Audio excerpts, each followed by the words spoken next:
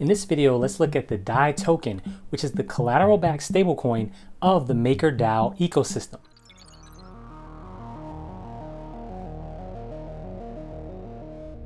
I'm Corey, and on this channel I help you decode technology and innovation to grow your wealth on the journey to financial independence. In this video, let's pick up where we left off and look at the DAI stablecoin, which forms a key pillar of the MakerDAO ecosystem. Make sure to check out all the videos in this series to get the full overview.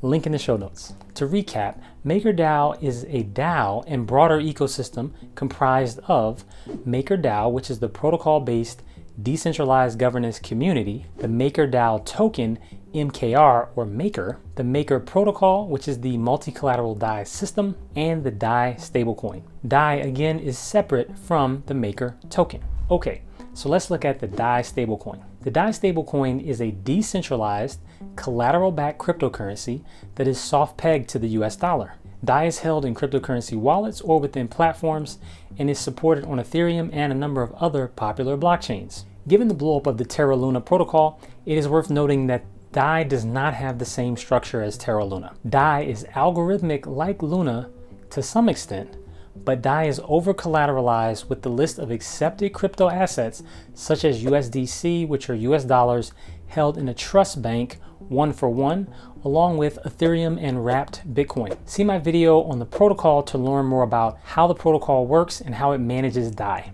Let me know if you'd like to see me do a video comparing MakerDAO and Terra Luna. In case you want to see how Terra was structured, I have a video on that project, and you can pay particular attention to their concept of seigniorage, which is basically the ability to print cryptocurrency out of thin air. So national governments can get away with this for many reasons.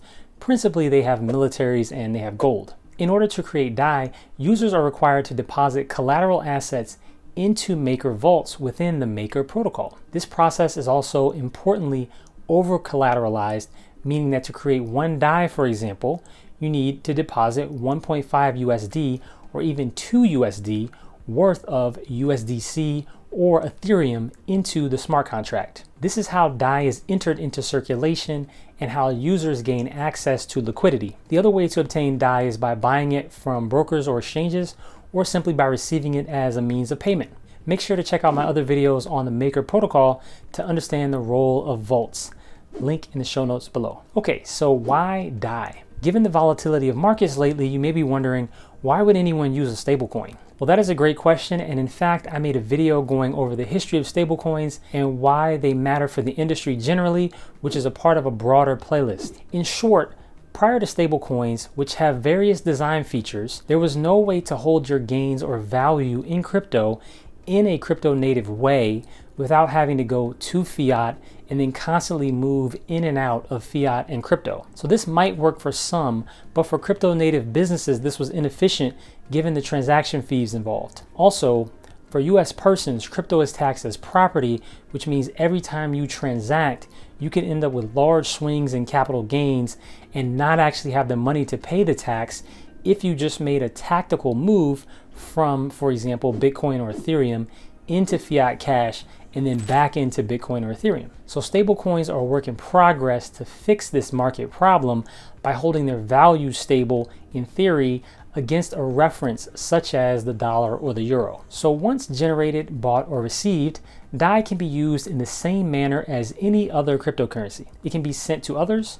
It can be used as payments for goods and services, as a hedge, or for speculation. One of the more popular uses of DAI is to hold it as savings through a feature of the Maker protocol called the Dai Savings Rate, or DSR for short. The DSR is an algorithmic savings mechanism for DAI token holders. When DAI token holders deposit their tokens into the Rates module smart contract, it determines the exact amount of interest earned on the tokens deposited. So points to keep in mind regarding the DSR. So all DAI locked into the DSR are technically pooled together. However, the protocol tracks deposits on an individual basis. Next, DAI in DSR has no liquidity or time constraints. In plain speak, this means there's no minimum lockup time and no withdrawal limit for DAI in the DSR. Users can freely enter into and out of DSR, only needing to pay the Ethereum transaction fee. Okay, so let's look at the economic impact of DSR. DSR is a global parameter that can be raised or lowered to influence the demand for Dai. Raising the DSR incentivizes users to hold more Dai, leading to higher demand for Dai, whereas lowering the DSR has the opposite effect of reducing demand for Dai. This is reflected in the spot market price of Dai. For example, if Dai is trading below $1, then the DSR can be raised to increase demand for Dai, which would bring up the price of Dai. Conversely, if Dai is trading above $1, then the DSR can be lowered to reduce the demand for holding Dai, which may help bring down the price of Dai. So let me know what you think about Dai. Make sure to check out my weekly newsletter for all things digital assets. Link in the show notes below. Join me on the path to decoding technology and innovation to grow your wealth on the journey to financial independence. Don't forget to like, share, subscribe, and hit that notification bell. Until next time,